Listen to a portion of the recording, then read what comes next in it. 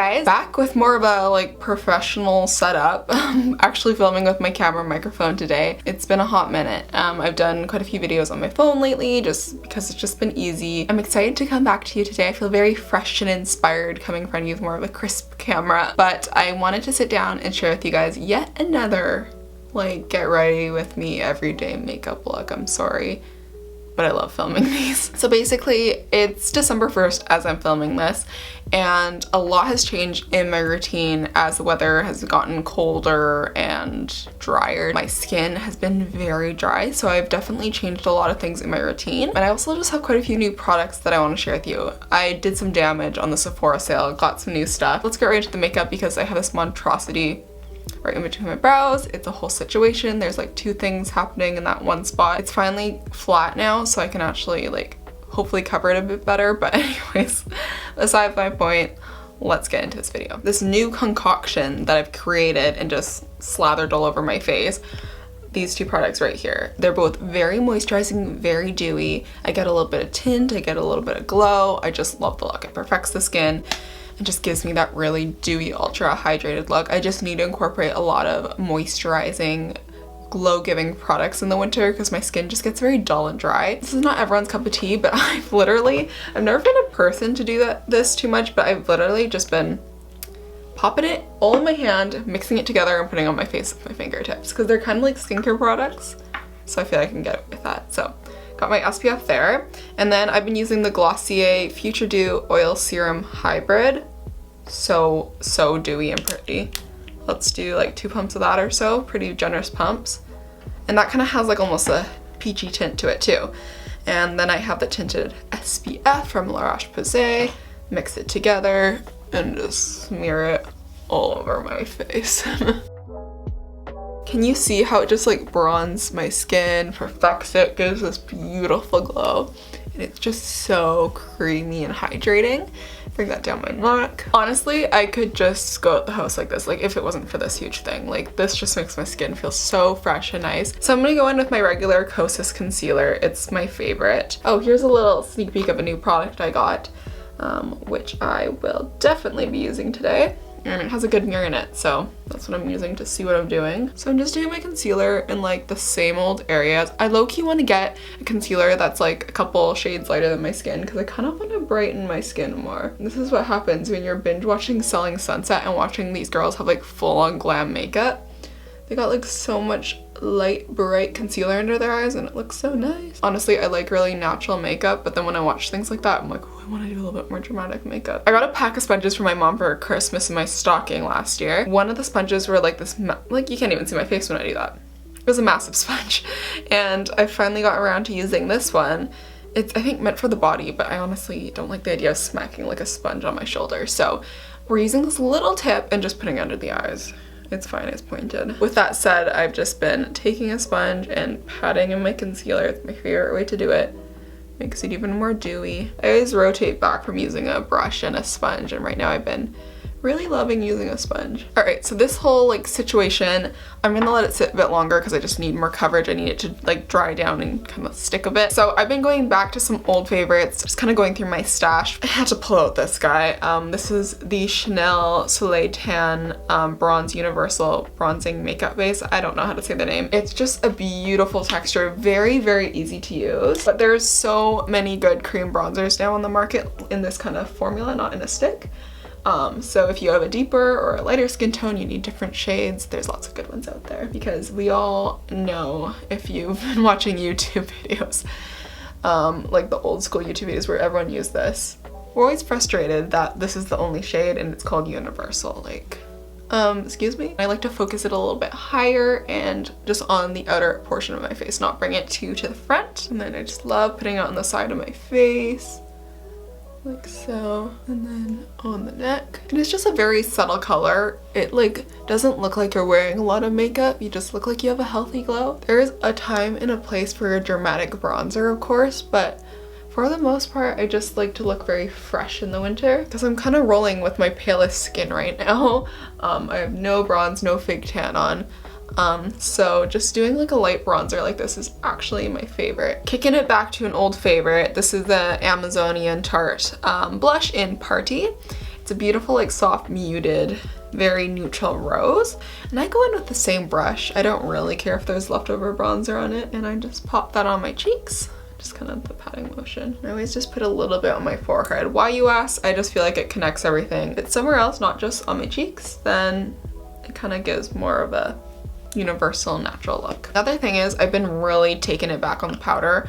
Most of the time I forget to use powder and my skin's okay for it. I've been using the Vesca Wish Stargaze Luminous Glow. Such a beautiful, very lit from within highlight. So I'm just gonna pat that on, and the patting method's gonna give you more of that dewy cream look. I feel like Vesca was really trending for a while on social media, and it's taken a little step back. I don't know, maybe they haven't launched anything new or something. It's such an underrated, beautiful brand. They have amazing products. I'm gonna take the Vesca highlight and just put it in my inner corner as well. Going in with my favorite concealer brush, I'm gonna now just pat that in. It's not too bad, you can see it a bit, so I'm just gonna go with a little bit more just in that area. Taking Anastasia Clear Brow Gel, still the best brow gel in my opinion, and just brushing my brows up. This is still, like, I've tried a bunch of different kind of brow gels. I always go back to this Anastasia one. Let it set for a few seconds.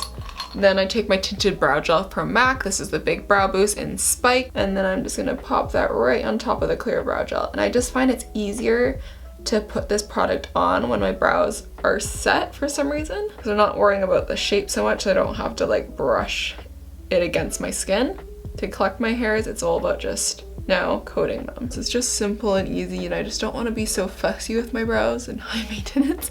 Sometimes I just guilt myself for being high maintenance, that I just try to cut things back and make it more simple. I'm gonna now pat this in. Just gonna use my finger. So just going in with my Kosas powder, I'm just gonna pat a little bit, do a little bit just under the eyes right here.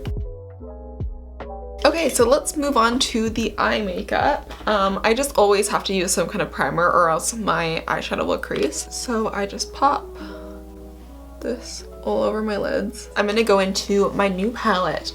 This is actually a palette that launched and I didn't even know. That's like saying something for me, because I have been obsessed with Jaclyn Hill's Morphe palettes. Her formula is just the best one out there in my opinion. It's just so easy to work with, so pigmented. So she launched the Jaclyn Hill Divine Neutrals palette, which is literally all I need in a palette. Like, okay, if I could make this palette perfect, I would probably put a black one in it as well. But it's just a beautiful everyday palette, very nice and sleek, and it has a good mirror. It's the mirror I've been using this whole time. Just barely, and good vibes.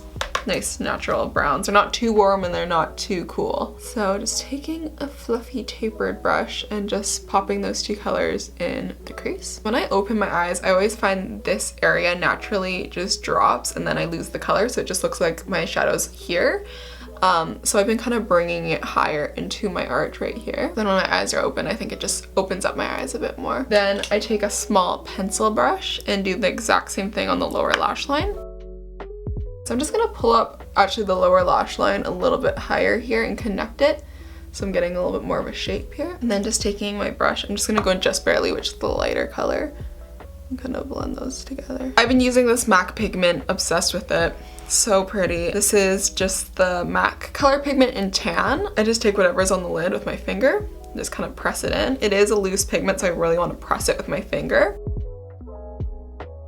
And then it just looks like a regular shadow. It's nothing too crazy because I'm not wetting it. I just love the color of this thing. Then I'm just gonna take my same crease brush and just soften the edges. And because I'm feeling fancy, I'm gonna take a little bit of the Birthday Suit bronze here. It's a bit warmer, more yellow tone. I just want to put a little bit on the outer portion. This is a bit more glittery than the MAC one, so it just gives a little bit of some. So then I'm gonna take a little bit of MAC Coaster Riche What's New, my favorite liner. Take a little bit of the pencil and just bring it onto the lower lash line. Just connecting it a little bit on the end. Then I'm gonna take a little smudger brush and just blend that out. Bring it a little bit further along the lash line. Okay, let's curl the lashes. Fun little fact, when I film my YouTube videos, most of the time I always cut my eyelash curling because I find it kind of boring and a little bit disturbing to watch because I like literally lift up my eyes. But I usually go in and curl my lashes like 2 to 3 times till I get like the perfect curl. Because when I spend time on curling my lashes, it really is a game changer into how my mascara will go on. So I'm going to take a little bit Costa push it up into my lash line here, tight line. Alright, mascara time! I've still been really loving this Revlon So Fierce Big Bad Lash waterproof mascara. My only drawback with it is it looks amazing when it's on, but by the end of the day it kind of starts to disappear. The volume just kind of leaves over the day. But for the initial results, I will continue to use it. But I don't know, I kind of want to try a different mascara next. I just get bored of mascaras real quick. Alright, so I don't always do this, but when I do spend more time with my makeup and I want fuller lashes, I do the MAC primer on my lower lashes and then extended play on top. It's crazy how much it gives extra volume and length to my lashes. It's just this weird white primer. I can't do it on my top lashes though because it weighs down my lashes. But for the bottom it's great. And I'm being quite generous with coating the extended play mascara. I want quite full lashes today. I have a lip addiction. I will buy so many lip products. That's like probably, okay, I don't buy like so many, but that's like the thing I buy the most of and I get the most excited about. But we're in the middle of a pandemic here and I wear a mask all the time. So I don't even get to wear all of them. I don't know what's going on there. Anyways, I've been really into like glossy lip balm kind of tinted colors on my lips. So I'm just gonna take an Oak lip liner just to define my lips a bit. I'll take Oak, I'll take Whirl, it doesn't really matter too much. So then kind of nice neutral. So the products I've been kind of rotating the most between are these two. They're so good, but I think the MAC one might be actually a little bit better. It's the Dior Lip Glow in Mahogany. That one's a beautiful, beautiful wine color. Or the MAC Glow Pale Lip Balm in That Tickles. I'm gonna use this one today. It's a bit more red and less berry. It's just a beautiful, really lightweight gel. Very, very moisturizing. This is MAC's Best Formula. It's so good. So I always carry that one in my purse as well. It's a good touch-up one. Alright, this is the finished makeup look. A little bit more glam than I thought it was gonna go, but I actually really love it. If you guys did enjoy this video and this makeup look, that would be awesome if you want to give this video a big thumbs up. And also feel free to subscribe down below so you can stay tuned for more of my videos and support my channel. So I'll see you guys in my next one. Have a great rest of your day. Bye!